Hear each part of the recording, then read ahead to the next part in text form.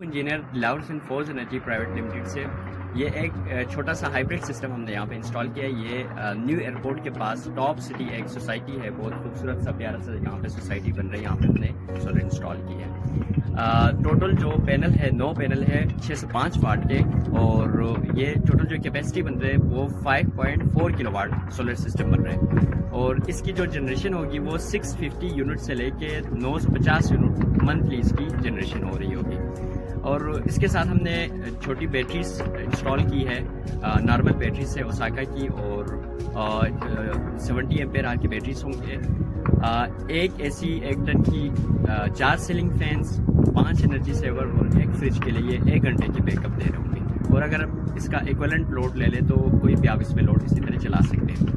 اور اگر آپ اس میں سے اے سی لوڈ جو ہے وہ ریموو کریں تو کوئی 5 selling fans, 5 energy sewer, 1 fridge اور جو بیسک چھوٹے موٹے لوڈ ہے اس کے لیے تقریباً 1.5 گھنٹے کی یہ بیک اپ دے رہے ہوں گے. ایٹ دی سیم ٹائم جو سرپلس جنریشن ہے وہ گریڈ کو فیڈنگ کر رہے ہوں گے, اور at the end of month جو ہے آپ کا نیٹ بل جو ہے وہ شو ہو رہا ہوگا, اور جتنی آپ نے واٹر کو ایکسپورٹ کیا اس حساب سے آپ کے بل جو ہے وہ اس میں سے مائنس ہو رہے ہوں گے. تھینک یو, السلام علیکم.